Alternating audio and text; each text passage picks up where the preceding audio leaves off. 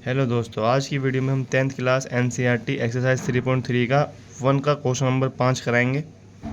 इससे पहले कि हम सारे पार्ट करा चुके हैं, प्ले लिस्ट बनी हुई है, आप उसमें जाकर सारी वीडियो देख के आप समझ सकते हैं। ठीक है, आज की वीडियो में हम सिर्फ ये वाला क्वेश्चन करेंगे। ठीक है, निम्न रैखिक समीकरण युग में प्रतिस्थापन विधि से हल कीजिए। ठीक है, ये वाला, इसको हमने क्वेश्चन को पहले ही लिख लिया है ताकि टाइम बचे। अब इस तरीके का जब क्वेश्चन आएगा, आपको क्या करना है, इसमें जो है आप समीकरण बना लेंगे। इसको जैसे इसको मान लेंगे समीकरण 1, इसको मान लेंगे समीकरण 2।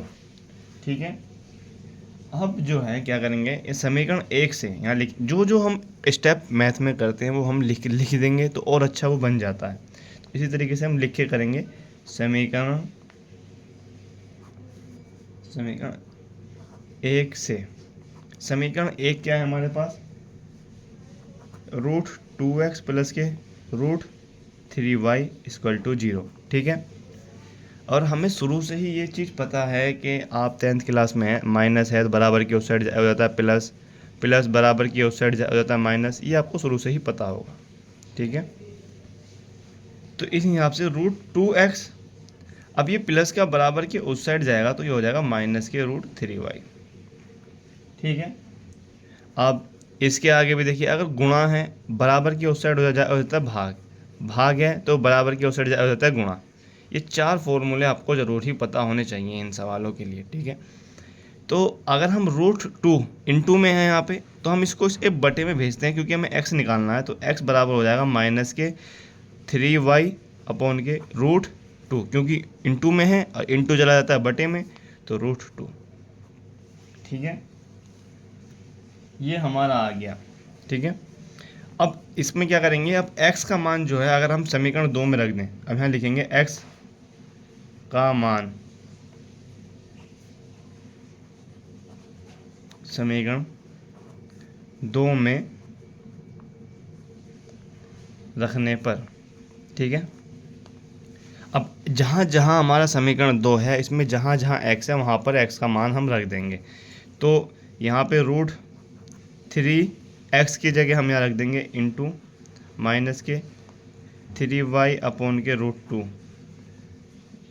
ठीक है जी, माइनस के 8 √8 और y की जगह ऐसे ही रहेगा। ठीक है, = 0।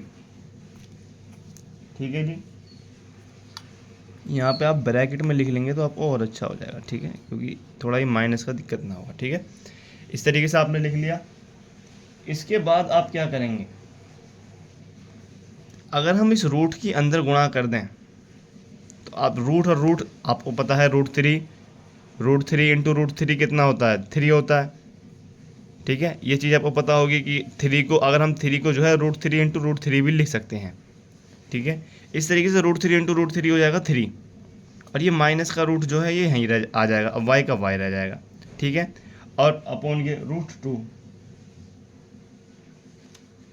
अपॉन के √2 = अब ये माइनस का हम बराबर के उस साइड ले जाएंगे तो ये प्लस का 8y, क्योंकि मैंने अभी बताया माइनस का बराबर के उस साइड अब प्लस का हो जाएगा, तो हमने यहाँ से कर दिया माइनस के 3y = अब ये भाग में है, इसको भी हम इधर कर देते हैं, तो ये √2 और इंटू √8 कितना हो जाएगा, √16, यानी कि अंदर अंदर गुणा कर दिए तो 8 दूनी 16y।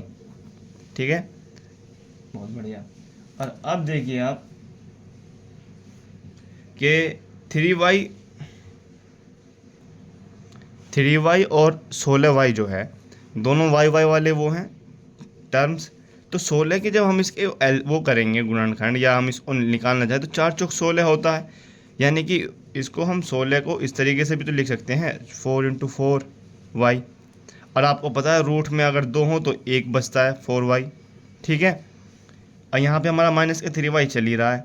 ठीक है दोस्तों, अब ये जो है, अब एक जैसे हैं तो एक तरफ ले आते हैं, माइनस के 3y, ये प्लस का माइनस का हो जाएगा 4y सॉरी = 0। तो माइनस के 3 और माइनस के 4 कितना हो जाएगा, माइनस के 7y = 0। ठीक है, उम्मीद है दोस्तों कि इतना चीज़ आपको समझ में आ गया होगा। ठीक है, इससे आगे का हम आगे करते हैं। तो हमारे पास लास्ट में जो आया वो आया माइनस के 7y = 0। ठीक है। और हमें क्या निकालना है, x का मान हमें तो मतलब अभी हमने वो करा था, तो y का मान हमें निकालना है। तो y बराबर कितना हो जाएगा, अभी मैंने आपको पीछे बताया था कि अगर गुणा में होगा तो भाग में चला जाएगा, तो 0/7 और ये माइनस भी धरा जाएगा। जब हम इसमें भाग देंगे तो y बराबर हो जाएगा 0। ठीक है दोस्तों, हम किसी भी संख्या को अगर किसी भी 0 को हम किसी भी संख्या से भाग देंगे तो वो 0 हो जाएगी। ठीक है दोस्तों, y बराबर आ गया 0। अब जो है y का मान समीकरण इसको जो है हम, ये जो हमारा आया इसको 3 मान लीजिए। ठीक है, ये जो आया, क्योंकि हमारा x का मान पूरा प्रॉपर नहीं ना आया ना, इसमें हम ये मान लेते हैं x का मान समीकरण 3 में रखने पर। ठीक है, और समीकरण 3 क्या है हमारे पास, वो है x बराबर √3y/√2, यही है। हाँ, 3y/√2 माइनस भी है इसमें, तो यहाँ लगा दो आप माइनस। ठीक है दोस्तों, अब जहाँ जहाँ y है वहाँ जो है 0 रख दो। तो x बराबर -√3 × 0/√2। और एक बात और याद रखना कि हम किसी भी संख्या की अगर 0 में गुणा करते हैं तो वह संख्या 0 हो जाएगी, भले ही 10 लाख की 0 में गुणा करोगे तो वो सब गुल 0। तो x बराबर हो जाएगा हमारे पास 0 और 0/√2 यानी कि 0, x बराबर 0।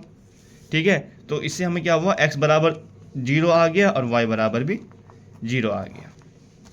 अगर हम x बराबर 0 और y बराबर 0, अगर हम यहाँ x बराबर 0 और y बराबर 0 रखेंगे तो हमें 0 ही प्राप्त होगा। ठीक है, इससे हमें यह पता चला कि x और y का मान हमारा ये, क्योंकि ये टर्म्स इसके बराबर जब होगी जब हम x बराबर भी 0 रखेंगे और y बराबर भी 0 रखेंगे तो ये 0 हो जाएगा। ठीक है, ये हमें प्रूफ कर दिया, इसमें हमने मतलब ये निकाल दिया x और y का मान।